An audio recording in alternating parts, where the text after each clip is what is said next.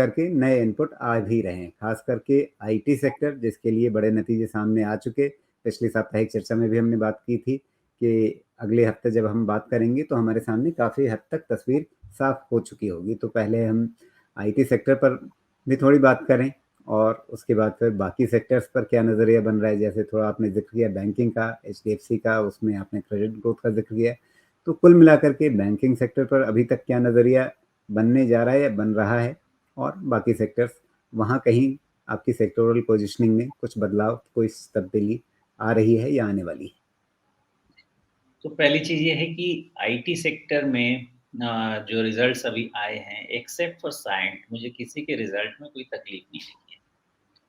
तो रिजल्ट अच्छे हैं, लेकिन जहाँ पे हर कंपनी का मैनेजमेंट स्ट्रगल कर रहा है वो ये है कि करंट क्वार्टर और इसके आगे वाले क्वार्टर पे कोई व्यू नहीं दे रहा है कि हम अनसर्टेनिटी खत्म हो गई है, और ये चीज़ ठीक नहीं है। अब क्या होगा यहाँ से, जिस तरह से डेटा रीड करना वो ये है कि मतलब ये कि करंट नतीजों में जो सामने आया है वो हमारा बीता हुआ प्रदर्शन है, उस पर कोई सवाल नहीं है। सवाल खड़े हो रहे हैं आने वाले तिमाहियों को लेकर के कि वहाँ पर ठीक कर पाएंगे या नहीं कर पाएंगे, और वहाँ पे बड़ी अनिश्चितता है, वो मैनेजमेंट के सामने भी है। करेक्ट है, और इस कारण से हमारे फैसले में मुसीबत है, क्योंकि हम अगर इन्वेस्टमेंट का फैसला लें और फिर 3 महीने में फिर से रिज़ल्ट में इश्यू आ जाए या कुछ स्टेटमेंट आ जाए तो प्रॉब्लम है। लेकिन यहाँ पे जो होगा, जो रिज़ल्ट देख के मुझे समझ में आ रहा है और जो प्राइस मूवमेंट देख के, एट लीस्ट जो आईटी स्टॉक्स हैं, जिन कंपनियों के अच्छे परफॉर्मेंस हैं, उनका जो बॉटम बन गया है, वो टेम्परेरी बॉटम डिफाइन हो गया। अब वो ब्रेक नहीं होना चाहिए, बिकॉज़ आप टीसीएस का रिज़ल्ट देखिए अच्छा है, तो ये बॉटम डिफाइन हो जाएगा। एचसीएल टेक्स का रिज़ल्ट पॉजिटिव सरप्राइज़ है, बॉटम डिफाइन हो जाएगा। इन्फोसिस ने बायबैक कर दिया है, तो वो धीरे-धीरे प्राइस को सपोर्ट देता रहेगा मार्केट से खरीद कर के। तो ये सारी चीज़ें हैं कि अब आईटी इंडेक्स में आपको प्राइस सपोर्ट तो मिल जाएगा। लेकिन अगर यहाँ से चीज़ खराब होने की जगह अगर ठीक होने लगती है, तो शायद यही आपका बॉटम भी डिफाइन हो जाएगा। अब कोई भी आईटी में यहाँ से काम कैसे करे, मेरे हिसाब से आईटी जी, में अभी टेक जो ओवर। शोमेश आपने बात कही, यही मेरा पिछले कई सप्ताहों से सवाल है कि कहीं हम निफ्टी आईटी पे एक डबल बॉटम तो नहीं देख रहे हैं। वैसा ही पैटर्न हमें टीसीएस के चार्ट पे, इन्फोसिस के चार्ट पे, इन सब पे दिख रहा है कि एक पॉसिबल डबल बॉटम हो सकता है। बन गया तो बहुत बढ़िया सपोर्ट बन जाएगा, और अगर वो टूट गया तो फिर कहानी बिगड़ ही जाएगी। तो आईटी स्टॉक्स और आईटी इंडेक्स में मल्टीपल बॉटम सपोर्ट है। मल्टीपल बॉटम सपोर्ट होने का मतलब ये होता है कि सिचुएशन अच्छी नहीं, या तो एक दो बॉटम के बाद सिचुएशन ठीक हो जाए, या अगर मल्टीपल बॉटम बनता है, there is something which is not right. यहाँ पे वही सिचुएशन है कि निफ्टी आईटी इंडेक्स में मल्टीपल बॉटम है। अब यहाँ से इस चीज को निगेट करने के लिए हमें इनके रिजल्ट का सहारा चाहिए था, और रिजल्ट से जो मुझे आंसर चाहिए था वो मिल गया। मेरी नज़र तो चिड़िया की आँख की तरह दो बॉटम पे जा रही है। वो एक बॉटम बन रहा है 15 जुलाई का, और दूसरा बॉटम बन रहा है 26 सितंबर का। दोनों बिल्कुल आइडेंटिकल हैं, और दोनों 26 से 180 के आसपास हैं। करेक्ट है, कोई दिक्कत नहीं है, लेकिन उसके पीछे वाला भी जो बॉटम है वो बहुत दूर नहीं, वो बॉटम भी almost close to second bottom ही है। तो कई बार उस बॉटम को आके इंडेक्स टेस्ट करके जाता है, इसका मतलब वहाँ पे कंफ्यूजन प्रिवेल होता है। ऐसा और उस पैटर्न आपको कई बार राउंडिंग बॉटम में बनता हुआ दिखेगा। बनेगा, वही तो मैं कह रहा हूँ कि इस चीज़ के लिए अब आगे इसी बात को मैं लाना चाह रहा हूँ कि इस चीज़ को ट्रेड कैसे करना है, इन्वेस्ट कैसे करना है, ये ट्रिकी हो जाएगा। और ये ट्रिकी कैसे होगा कि यहाँ से अब जब रिजल्ट्स अच्छे आ रहे हैं, तो वैल्यूएशंस भी ऑलमोस्ट आपके बहुत स्ट्रेस्ड नहीं है, कंपैरेबल वैल्यूएशंस हैं, थोड़ा बहुत डिविएशन है। तो या with current result about 20% upside हो सकता है आईटी स्टॉक्स में, और 20% डाउनसाइड भी हो सकता है अगर ग्लोबल सेटबैक जारी रहता है। तो जो भी ट्रेड या इन्वेस्ट करना चाहते हैं आईटी इंडेक्स में, वो पहली तो ये डिसाइड कर लें कि उनका व्यू 3 साल से ऊपर का हो जाए। दूसरी चीज स्टैगर्ड बाइंग ही करें।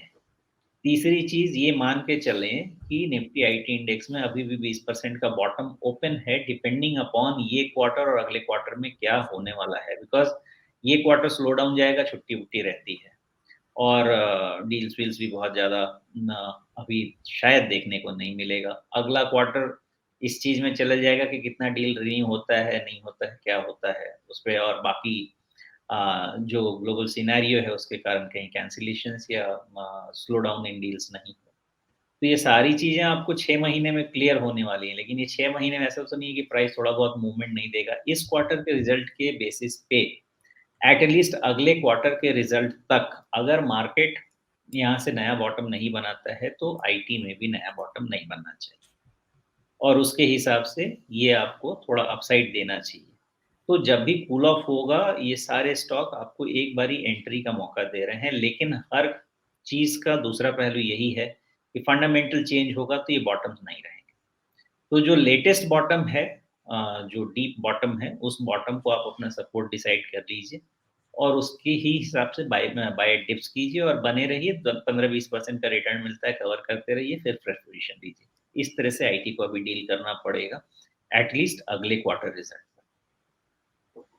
जी, तो ये तो रही बात आईटी सेक्टर की। अब इसके आगे बैंकिंग सेक्टर, हमने वैसे बैंकिंग सेक्टर आउटलुक को लेकर के निफ्टी बैंक पर बातचीत करते समय काफ़ी कुछ डिस्कस किया है, लेकिन अगर उसे सम अप करते हुए आप बैंकिंग सेक्टर पर इन रिजल्ट्स के रेफरेंस में मतलब पोजीशन क्या करनी है, इस सेक्टर में अभी करना क्या है, उसको आप समझा सकें? बैंकिंग सेक्टर में ना थोड़ा-सा पेशेंस रखिए। एक्चुअली एक्चुअली फिर भी देखें तो थोड़ा स्टॉक स्पेसिफिक कर सकते हैं, लेकिन स्टॉक स्पेसिफिक तो मैं बात नहीं कर पाऊँगा। लेकिन बैंकिंग सेक्टर में आप बैंक का 40,000 इंडेक्स लेवल देख लीजिए। क्योंकि अगर वो क्लियर हो गया, तो आपको मोस्टली सारे बैंक्स में 10-15% का रिटर्न मिल सकता है।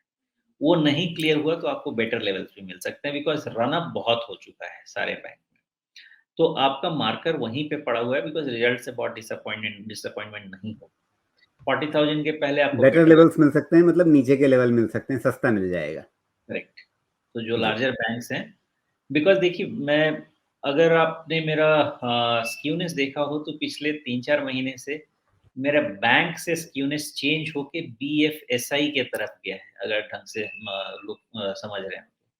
बैंक्स के साथ-साथ आपको फ़ोकस करना पड़ेगा एएमसीज़ पे, फ़ोकस करना पड़ेगा इंश्योरेंस कंपनीज़ पे, क्योंकि होता क्या है कि सेक्टर रोटेशन होता है।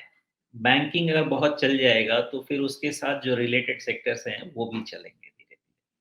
तो इन्वेस्टमेंट पोज़ीशनिंग स्टैंड पॉइंट से आपको तब पोज़ीशन लेना होता है, जब वहाँ पे कोई रैली ट्रिगर नहीं हुई हो और होने वाली होती है। तो बैंकिंग चलेगा, मैं ऐसा तो नहीं कह सकता कि नहीं चलेगा, लेकिन 40,000 के ऊपर ही उसमें ज़्यादा कॉन्फिडेंस आएगा, उसके पहले नहीं आएगा।